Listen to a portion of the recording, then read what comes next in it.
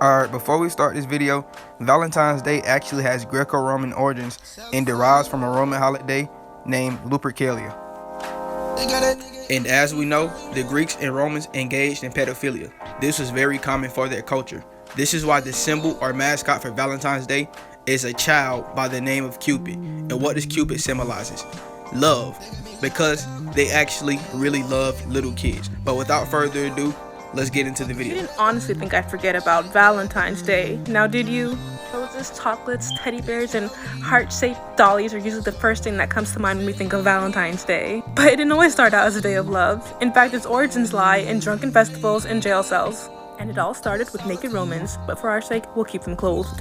Every year, the ancient Romans celebrated the feast of Lupercalia from February 13th to the 15th. This pagan fertility festival celebrated an ancient god who protected the people from wolves. At the beginning of the festival, the men would sacrifice a goat and a dog and then hit the woman with the hides of those animals. Sounds romantic, no? But wait, there's more! During this drunken party, the young woman would get in line and wait for the men to hit them because they believed doing so would make them fertile.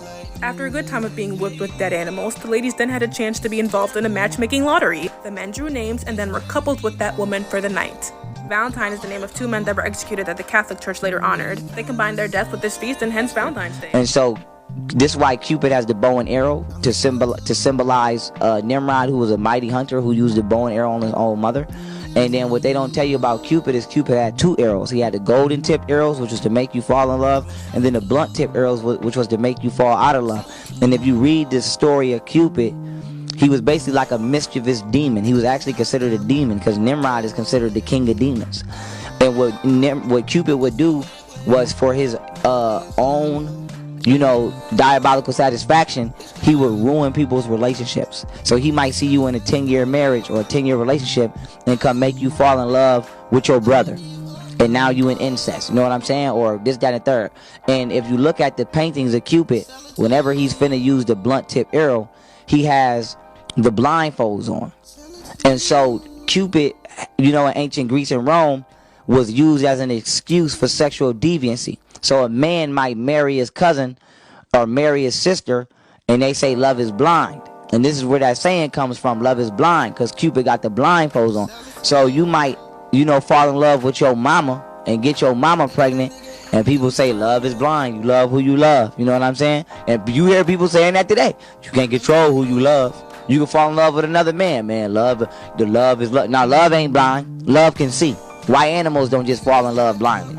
And so Cupid is a emotionally chaotic demonic entity that we celebrate. And as far as the Valentine's letters, those come from Saint Valentine, who was persecuted by the Roman government, I believe during the 5th century, because what happened was the emperor at the time, he didn't allow men to marry women because he believed that if men were in love and they were a part of the military, that they would fight harder since their lovers was on the battlefield. And so what Valentine was doing was secretly allowing men to be with women, and the Roman government found out, and they sentenced him to death.